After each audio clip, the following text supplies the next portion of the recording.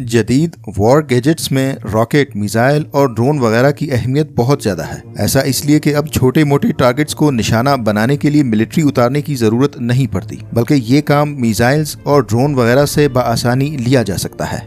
Iron Doom या लोहे का गुंबद वो सिस्टम है जिससे अनसोफिस्टिकेटेड रॉकेट्स और मिसाइल्स की अहमियत काफ़ी हद तक कम हो जाती है। ये एक ऐसा दिफाई सिस्टम है जिस पर इसराइल को नाज है और सुपर पावर समझे जाने वाले अमेरिका के पास ये टेक्नोलॉजी नहीं है। इसकी 96% एक्यूरेसी है और ये रॉकेट को जमीन पर पहुंचने से पहले ही टकरा कर तबाह कर देता है। आयरन डूम को पहली दफा 2011 में डिप्लॉय किया गया था और इसे बनाने पर तकरीबन $2 बिलियन खर्च हुए, जो अमेरिका ने इसराइल को मिलिट्री एड के तहत दिए। ये बहुत कॉस्टली है और इसके सिर्फ एक रॉकेट पर 20,000 से लेकर $1 लाख तक खर्चा आता है। मतलब आयरन डूम के सिर्फ 20 रॉकेट्स फायर करने पर एवरेज $1 मिलियन खर्च होते हैं। आपको जानकर हैरत होगी कि हमास का एक रॉकेट सिर्फ $300 में बनता है। इस हिसाब से अगर देखा जाए तो हमास ने 7 अक्टूबर को सिर्फ एक दिन में 5,000 रॉकेट्स फायर किए। ये 5,000 रॉकेट्स हमास को $15 लाख में पड़े, जबकि इसराइल को इन रॉकेट्स को हदफ तक पहुंचने से रोकने के लिए $500 मिलियन लगाने पड़े। हर एक रॉकेट को टारगेट करने के लिए 2 आयरन डूम रॉकेट फायर होते हैं। 2006 से 2014 तक हिजबुल्लाह के जवाबी रॉकेट हमलों से इसराइल के बड़े शहरों जैसे तेल अवीव, अश्कलोन, अशदूद, बेरशिबा, यरूशलेम और हाइफा को बहुत नुकसान पहुंचा। इन हमलों से इसराइल को जानी नुकसान तो पहुंचा ही, मगर इससे बढ़कर ये कि इसराइली अवाम पर इन रॉकेट हमलों का गहरा साइकोलॉजिकल इफेक्ट पड़ा, क्योंकि इन्हें हर इसराइली हमले के रद्द अमल का इंतजार और खौफ लगा रहता था। हिजबुल्लाह की जानिब से जवाबी हमलों के नुकसानात को कम से कम रखने के लिए इसराइल ने पहल रेड अलार्म सिस्टम मुतारिफ करवाया, जिससे मिसाइल गिरने से पहले लोगों को 15-20 सेकंड मिल जाते थे घर वगैरह खाली करने के लिए। 27 मार्च 2011 में पहली दफा आयरन डूम डिफेंस सिस्टम को ऑपरेशनल कर दिया गया। ये मोबाइल सिस्टम है जो 70 किलोमीटर तक के शॉर्ट रेंज मिसाइल्स को निशाना बना सकता है। इस सिस्टम के 3 हिस्से हैं। पहला हिस्सा रेडार, दूसरा कंट्रोल सेंटर और तीसरा हिस्सा इंटरसेप्टर मिसाइल है। ये तीनों पार्ट्स एक ही जगह पर होते हैं और इजीली मूवेबल होते हैं। रेडार दुश्मन के रॉकेट को डिटेक्ट करता और इसके गिरने की रेंज को कैलकुलेट करता है। ये काम रेडार में मौजूद एक इंतहाई पेचीदा एल्गोरिथम के जरिए होता है। अगर तो ये कैलकुलेट किया गया कि रॉकेट किसी वीराने या गैर आबाद जगह पर गिरेगा तो उसे हिट किए बगैर जाने दिया जाता है, क्योंकि आयरन डूम के मिसाइल्स काफी महंगे हैं। और अगर तो मिसाइल के गुंजान आबाद इलाके पर गिरने का खतरा हो तो इंफॉर्मेशन कंट्रोल सेंटर को पास ऑन किया जाता है और कंट्रोल सेंटर से इंटरसेप्टर मिसाइल को डिस्ट्रॉय करने का टारगेट मिलता है। इसके इंटरसेप्टर मिसाइल का नाम तमीर है। ये इलेक्ट्रो ऑप्टिक सेंसर्स और स्टीयरिंग फिन्स से लैस है, जिससे इसकी सलाहियत बहुत बढ़ जाती है। जैसे कि हमने पहले बताया कि आयरन डूम के सिर्फ एक मिसाइल पर 20,000 से लेकर $1 लाख तक खर्चा आता है और इसके मुकाबले में हमास या हिजबुल्लाह के लोकल मेड रॉकेट्स पर $300 के करीब कॉस्ट पड़ती है। दुश्मन के हर एक रॉकेट को डिस्ट्रॉय करने के लिए आयरन डूम की तरफ से 2 तमीर रॉकेट्स फायर किए जाते हैं, ताकि अगर एक रॉकेट टारगेट मिस करे तो दूसरा रॉकेट काम पूरा करे। ये सिस्टम बहुत ज्यादा एक्सपेंसिव है। Israel iron Doom system Azerbaijan, India, Romania, NATO, south Korea और अमेरिका को फरोख्त करके भारी ज़र्रे मुबादला कमा रहा है।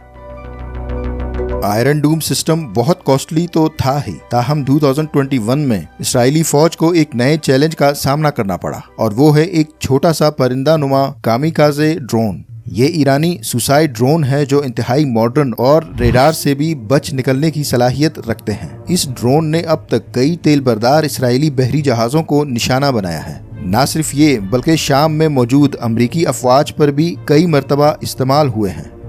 2022 में यमनी जंगजुओं ने दुनिया के सबसे बड़ी ऑयल फैसिलिटी अरामको पर हमले इन्हीं ड्रोन से किया था। इन हमलों ने ऑयल मार्केट को चंद दिनों के लिए हिलाकर रख दिया था। ये ड्रोन भी बहुत सस्ते बनाए गए हैं और ईरान ने अपने इत्तेहादियों को भी इस ड्रोन से मुसल्लह किया है।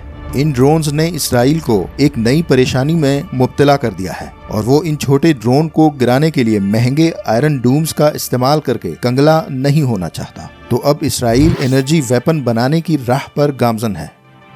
इसराइल दहाइयों से लेजर एयर डिफेंस टेक्नोलॉजी बनाने की कोशिशों में है। 1990s में project tactical high energy laser system को नाकाबिले अमल कहकर बंद कर दिया गया था। ताहम जनवरी 2020 में इसराइल डिफेंस कंपनी ने एक बड़े ब्रेक थ्रू का ऐलान किया। इसराइल के डिफेंस मिनिस्ट्री ने अप्रैल 2021 में ऐलान किया कि ग्राउंड बेस्ड लेजर को आयरन डूम के साथ मुंसलिक कर दिया जाएगा। इस सिस्टम के 2023 के अवाखिर तक ऑपरेशनल होने का इम्कान है। याद रहे कि नवंबर 2020 में एक ईरानी एटमी साइंसदान मोहसिन फखरीजादा को दफ्तर से वापस आते हुए पुरस्कार तौर पर कत्ल कर दिया गया था। इनके गार्ड्स और आगे पीछे सेफ्टी कार्स भी मौजूद थीं, मगर दूर से इन्हें चलती गाड़ी में निशाना बनाया गया था। ये हमला बहुत मुबहम था और ख्याल किया जाता है कि इन्हें दूर पहाड़ी पर नस्ब खुदकार लेजर मशीन गन या ऑटोनोमस सैटेलाइट ऑपरेटेड गन से निशाना बनाया गया है। इस कत्ल की जिम्मेदारी खुलकर इसराइल ने ली थी। खैर, वापस आते हैं अपने मौजू की तरफ। इसराइल का आयरन डूम से आयरन बीम तक का सफर तेजी के साथ जारी है। इस जदीद लेजर डिफेंस सिस्टम को आयरन बीम का नाम दिया गया है। ये दुनिया का पहला एनर्जी बेस्ड लेजर वेपन होगा। ये सिस्टम 5 साल की रिसर्च एंड डेवलपमेंट के बाद सामने आया है। इस प्रोजेक्ट की फंडिंग भी अमेरिका कर रहा है।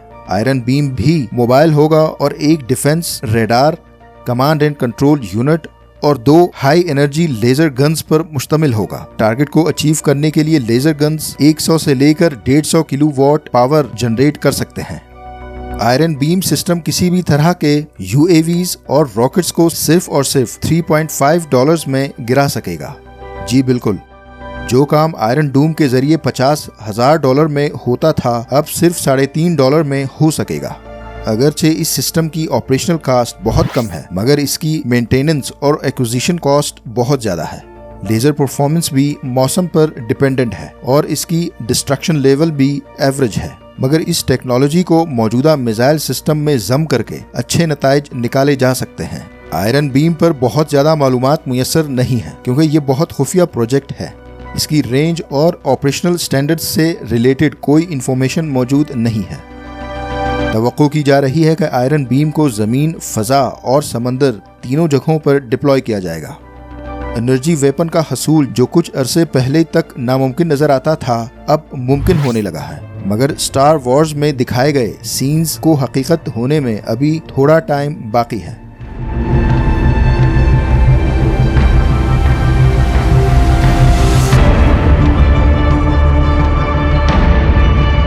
आयरन डूम हो या आयरन बीम, इसका तोड़ क्या है? वही जो हमास और हिजबुल्लाह वाले करते आ रहे हैं। अव्वल तो ये कि जिस सॉफ्टवेयर से ये पूरा सिस्टम मुंसलिक है उसको ही हैक कर लिया जाए, क्योंकि iron Doom motion sensor detection के तहत काम करता है। फजा में रॉकेट्स नमूदार होने पर ये खुद ब खुद एक्टिवेट हो जाते हैं। अगर इसके सॉफ्टवेयर को ही हैक कर लिया जाए तो इसके रॉकेट्स रिलीज नहीं होंगे या फिर टारगेट को हिट नहीं कर पाएंगे। दूसरा तोड़ ये कि एक साथ इतने ज्यादा रॉकेट्स छोड़े जाएं जिससे आयरन डूम सटपटा जाए और इसकी टारगेट पिकिंग कैपेसिटी कम हो जाए। और तीसरा तोड़ ये कि सोफिस्टिकेटेड बैलिस्टिक मिसाइल्स दागे जाएं जिनमें लगे जदीद जैमर्स आयरन डूम या आयरन बीम को मफलूज कर दे और वो टारगेट तक पहुंचने से पहले डिटेक्ट ही ना हो।